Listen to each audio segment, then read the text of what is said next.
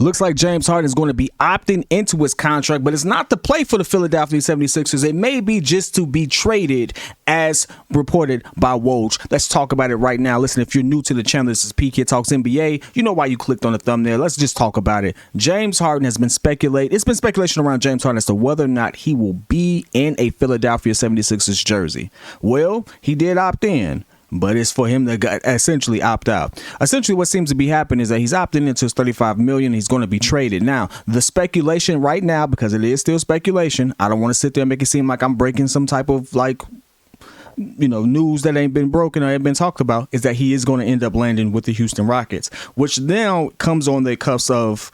It kind of makes sense when you really look at it, because it was some rumors out there that Fred VanVleet was going to go to Houston for 80 over 2. So that's $40 million a year. And Fred VanVleet is not the same player as James Harden. James Harden does a lot more than Fred. He actually shoots better. Now, whether or not you think he shows up in the big moments, that's another argument. But when you stack them up to each other, if you're looking at someone to play point guard, James Harden is a better player. And if you're going to spend $80 million over 2, it makes sense for James Harden to be that person to get it. With that being the case, I still don't understand why. This ultimately, to me, puts James Harden in a situation where I don't think he is. Some people play for the bag. Some people play for the notoriety. Some people play for the love of the game. I don't think James Harden is playing for the notoriety or for the love of the game. I don't think James Harden is looking to win, because if he was looking to win, if he was looking to actually win a championship, if he's looking to cement his legacy amongst the all-time greats in a different way, which unfortunately, despite most of what people think, he is going to go down as a top 75 player or top 100 player, whatever. He's not he's going to be considered one of the greatest players or two guards who have ever played. Statistically, you can't ignore it. Now, how he does it, now how you like his game, totally different thing. I think the narrative on James Harden is for the people who got to see him play and stuff like that. James Harden to me is going to be what some people look at as like a lot of people didn't get a chance to see Dominique play, but they look at his stats. They be like, "Oh man, he was killing." So the people who didn't see, people from in the future are going to look at James Harden's stats. They're going to be like, "Man, he was torching it." And the people who were there are going to be like, "Yeah, but the way he played, you didn't really." And then he didn't show up in the playoffs. Like, it's going to be one of those situations. Maybe that's not the best analogy, but I think you get the point. Like, James Harden is ultimately, his reputation is as someone who just doesn't get it done. Great regular season player.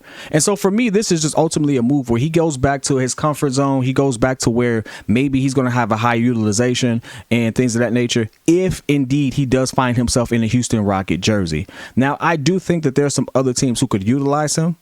I do think there's some other teams in which he can go to. And when $35 million is not a whole lot, when you look at the stats he brings and what he can command on the offensive end, it's not a whole lot compared to. I mean, Zach LaVine's getting 40. You got some people making nearly 50. I think Dame is in a 50 million range. Like it's not. It's a premium, but it's not scary for what he brings to the table, and it's definitely not scary compared to what some people are trying to get. I think even Chris Middleton had 40 million left on his contract, if I'm not mistaken. So again, it's not scary, but it's also one of those things where it's like, yo, this man's not for real.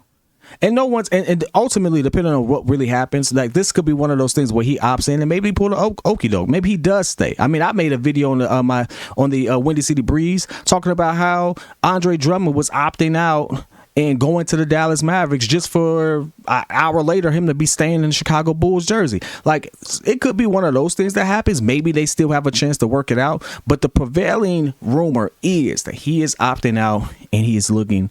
He's probably played his last game in the Philadelphia 76ers jersey. But I want to hear your thoughts, man. What do you think he goes? You think he's definitely going to the Rockets? How does this even impact the Rockets? Like, there's some young talent over there that if James Harden goes to that team, they probably need to be moved, because you can't develop another young talent behind someone like that. You can't develop, you even look at, I always get his name confused, but maybe it's Maxey. You look at him on the Philadelphia 76ers. He could be a stud in this league. He could be an absolute star in this league. But coming behind James Harden, you really don't get that same utilization. And I think that's the one thing where Philly has been in a space where they can make noise, but they really haven't been. And ultimately, it's like, why haven't they got it done? And I think sometimes they've had too much talent. Like there's only two teams. I've said this before on this channel. It's only two teams I really said didn't need to make any particular moves to still be competitive and considered a top team or a championship contending team. And it was the Boston Celtics and the Philadelphia 76ers. Like they have everything there. Y'all just got to figure it out.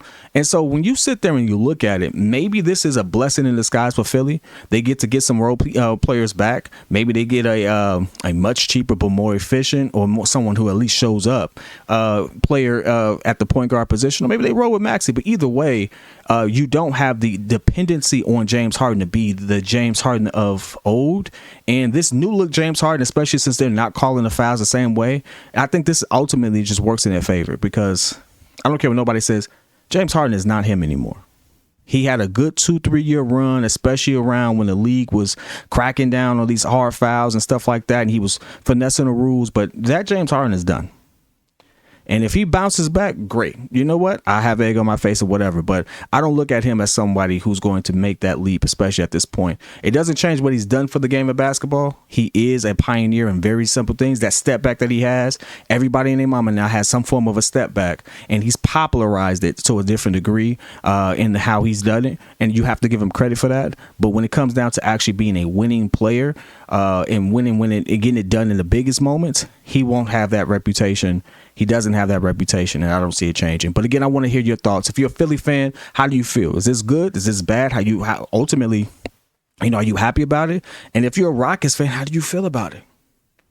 Like, I think this is tough. But whether it's love, whether it's hate, put it in the comments. I'll be in there with you. Till next time. Peace.